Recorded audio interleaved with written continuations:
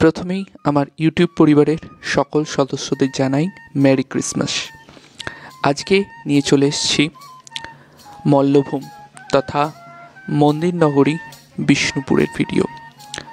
তো 18ই ডিসেম্বর পাড়ি দিয়েছিলাম মল্লভূম তথা মন্দির নগরী বিষ্ণুপুর।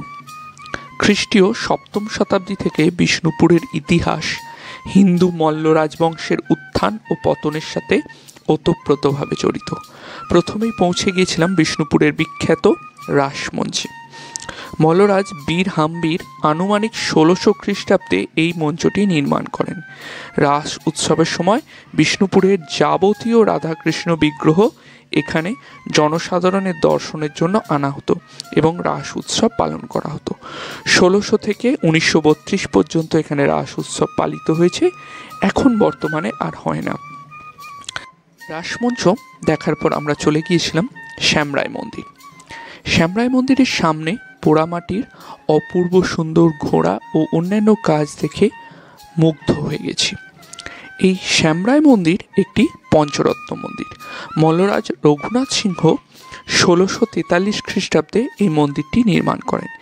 এখানে মন্দিরের গায়ের টেরাকোটা কাজ প্রত্যেককে মুগ্ধ করবে। এখানে ফুল নকশা ছাড়াও রামায়ণ, মহাভারত এবং কৃষ্ণের রাসলীলা অপূর্ব সুন্দরভাবে বর্ণিত আছে।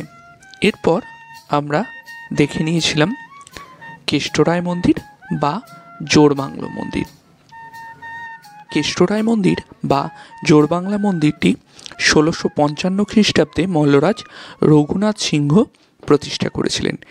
এটি বাংলার সবচেয়ে পরিচিত টেরাকোটা শিল্পের মন্দির। এর টেরাকোটার কাজ অপূর্ব সুন্দর, যা এখনো পর্যন্ত অনেকাংশে রক্ষিত আছে। এরপর আমরা চলে গিয়েছিলাম রাধাশ্যাম মন্দির। রাধাশ্যাম মন্দির জোড়বাংলোর ঠিক পাশেই অবস্থান করছে।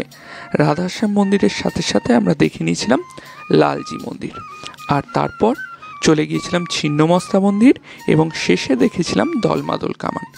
পৌরাণিক কাহিনী অনুসারে এই দলমাদল কামানটি এক সময় মারাঠা আক্রমণের সময় স্বয়ং ভগবান মদনমোহন নিজে চালিয়েছিলেন। বিষ্ণুপুর ভ্রমণ শেষ করে আমরা চলে এসেছিলাম লাঞ্চ করতে বনলতা রিসোর্টে। এই বনলতা রিসোর্টটি জয়পুর জঙ্গলের অন্যতম অ্যাট্রাকশন এবং এখন বর্তমানে জয়পুর বিষ্ণুপুর ভ্রমণের অন্যতম আকর্ষণীয় একটি ট্যুরিস্ট ডেস্টিনেশন। এখানে থাকার জায়গা আছে, তার সাথে শীতকালে এলে এখানে দেখতে পাওয়া যায় প্রচুর ফুল গাছ। একবেলায় বিষ্ণুপুর ঘুরে জয়পুর জঙ্গলে সুন্দর লাঞ্চ সেরে শীতের রোদ গায়ে মেখে বেশ কিছুটা সময় কাটানোর আদর্শ জায়গা হচ্ছে এই বনলতা রিসোর্ট। আজ এই পর্যন্ত, দেখা হবে অন্য কোনো জায়গার অন্য কোনো ভিডিও নিয়ে। ধন্যবাদ।